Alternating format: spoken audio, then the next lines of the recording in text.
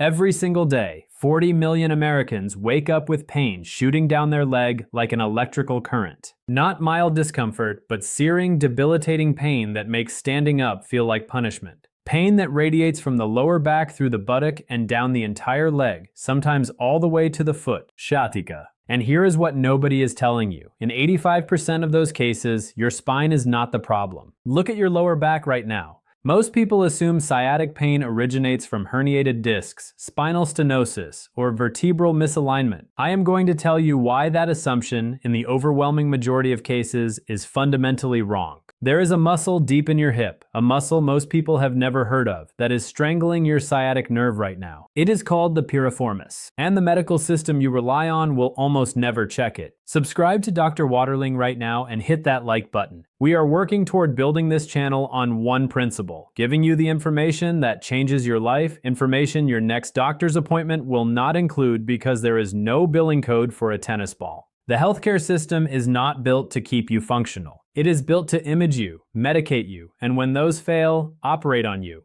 We are going to discuss the alternative that costs $2 and works in days, not months. In 15 years of clinical practice, I have watched hundreds of patients receive MRI results showing mild disc bulging, then get prescribed muscle relaxants, anti-inflammatories, and eventually steroid injections or surgical consultations. And I have watched those same patients remain in agony because nobody examined the one muscle that controls whether your sciatic nerve functions normally or screams with every step you take. That muscle is the piriformis, and it sits exactly where your sciatic nerve passes through your pelvis on its way down your leg. Here's the physics of what is happening inside your body right now. The sciatic nerve is the largest nerve in the human body, approximately the width of your thumb. It originates from 5 nerve roots in your lower spine, combining into a single thick bundle that exits your pelvis and travels down the back of your thigh. In roughly 85% of people, this nerve passes directly beneath the piriformis muscle. In the remaining 15%, the nerve actually pierces through the muscle itself, making compression even more likely. The piriformis is a flat, pyramidal muscle about the size of your hand, running from your sacrum, the triangular bone at the base of your spine, to the top of your femur, your thigh bone. So,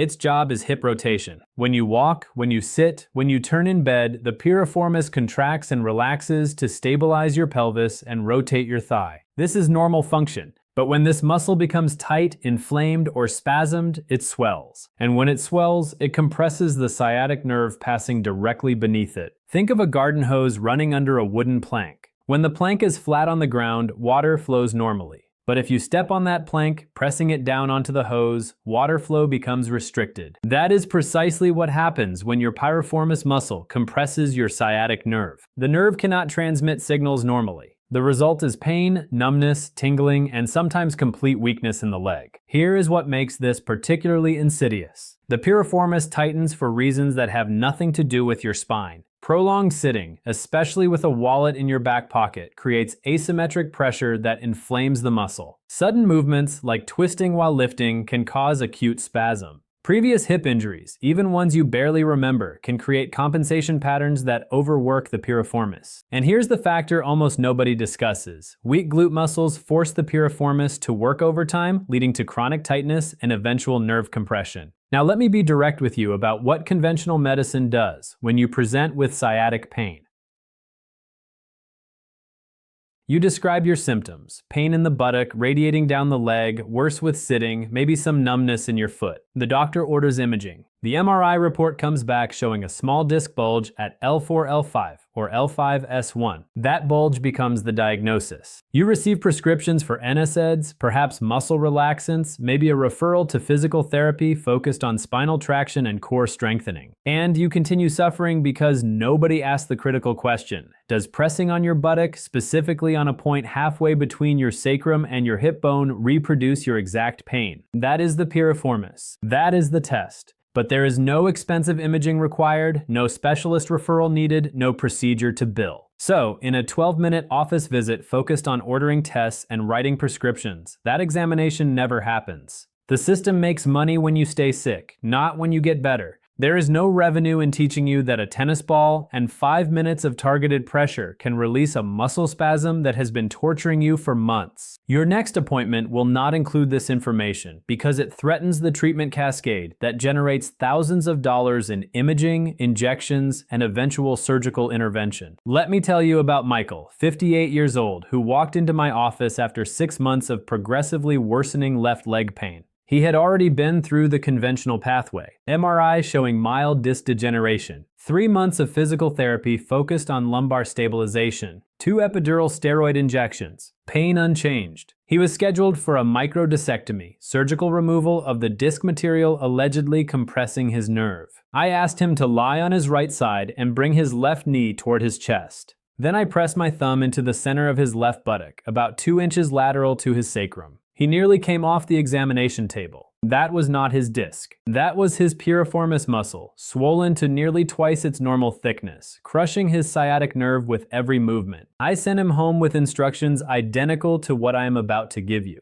Within 5 days, his pain decreased by 60%. Within 3 weeks, he canceled his surgery. That was 7 years ago. He has had 0 recurrence because he understands the mechanism and performs the release technique whenever he feels the first hint of tightness returning. Here is exactly what you are going to do. You need 1 tennis ball, not a lacrosse ball, which is too hard and can cause bruising. Not a foam roller, which is too broad and will not provide targeted pressure. A standard tennis ball, the kind that costs $2 at any sporting goods store or even a grocery store. The density and size are precisely what you need to apply sustained pressure to the piriformis muscle without damaging surrounding tissue. Find a clear floor space. Carpeted floor is ideal, but any surface works. Lie on your back with your knees bent and feet flat on the floor. Take the tennis ball and place it under your right buttock, specifically halfway between your tailbone and your hip bone. This is approximately where your piriformis muscle sits. You should feel a distinct point of tenderness when the ball is in the correct position. If you feel nothing, move the ball slightly medial toward your spine or slightly lateral toward your hip until you find the spot that recreates your familiar pain. Once you have located that point, here is the critical technique.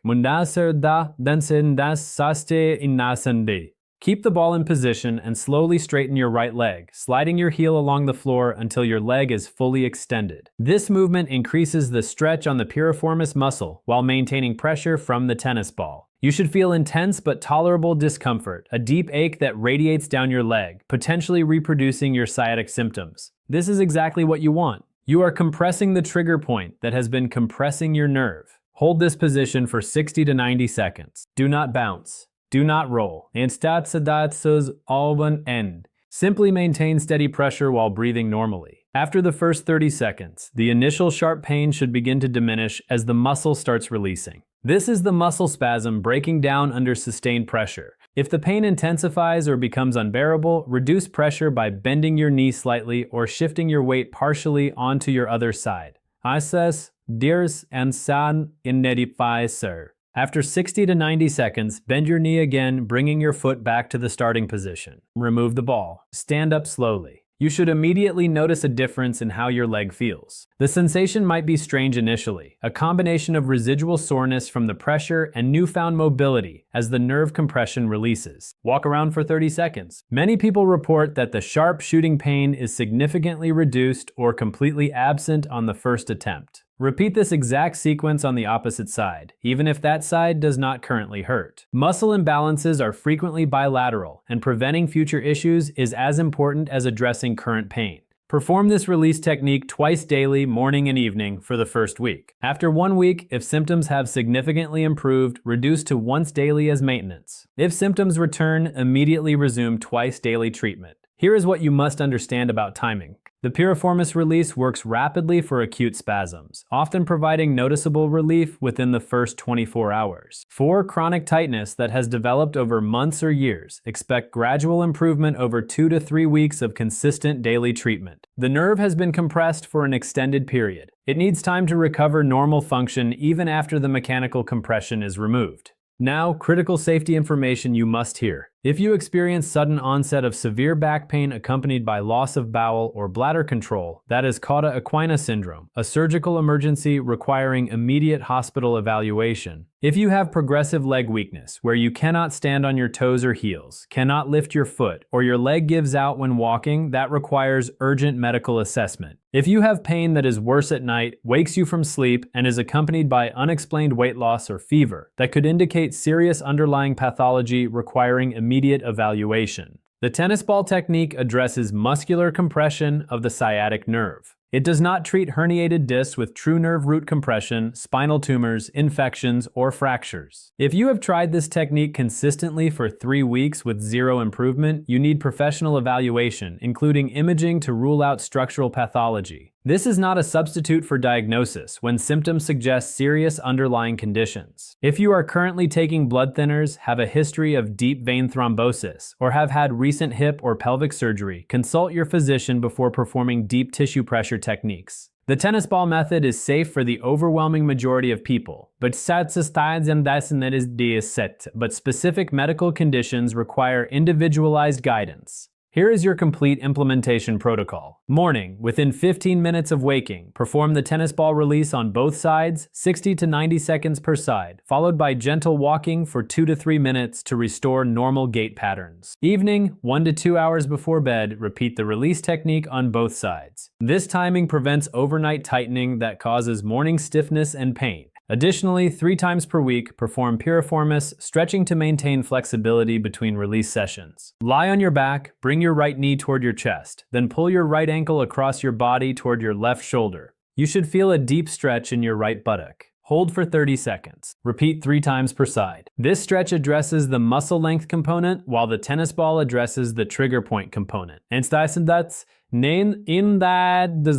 Strengthen your gluteus maximus and gluteus medius to prevent recurrence. Weak glutes force the piriformis to compensate, leading to chronic overuse and tightness. Perform glute bridges. Lie on your back with knees bent, feet flat. Lift your hips toward the ceiling, squeezing your buttocks at the top. Hold for 2 seconds, lower slowly. Perform 2 sets of 15 repetitions 3 times per week. Perform side-lying leg lifts. Lie on your side, lift your top leg toward the ceiling with your toe pointing forward, not rotated upward. Perform 2 sets of 12 repetitions per side 3 times per week. Modify your sitting habits immediately. If your work requires prolonged sitting, stand and walk for 2 minutes every 30 minutes. Remove your wallet from your back pocket. This single change eliminates asymmetric pressure that inflames the piriformis. Sit with your feet flat on the floor, knees at 90 degrees, avoiding crossed legs, which rotates the hip and tightens the muscle. Consider a seat cushion with a coccyx cutout to reduce direct pressure on the sacral region. Monitor your progress with specific metrics. Rate your pain on a scale of 0 to 10 at the same time each day, recording the number. Track how far you can walk before pain begins. Note whether you can sit for a full meal without needing to stand and stretch. These objective measures reveal progress that might feel subjective day to day. Most people notice measurable improvement within 5 to 7 days. By 3 weeks, chronic cases show 70 to 80% reduction in symptoms with consistent adherence. How old are you? Write it in the comments. I want to see which age group makes up the majority of our viewers, because it will directly shape what I cover in future videos. And if this information helped you, send it to someone you care about. A parent, a friend, someone who has been told their back pain requires surgery when they might be 5 minutes away from relief with a tennis ball. The medical system treats sciatica as a spinal problem, requiring expensive intervention. But the overwhelming majority of sciatic pain originates from a muscle you can treat yourself with sustained pressure and time. You are not helpless in front of your own body. Your pain is not a life sentence. It is a signal that a muscle is compressed, and signals can be turned off when you understand the mechanism and apply the correct intervention. That mechanism is now in your hands, and it costs $2.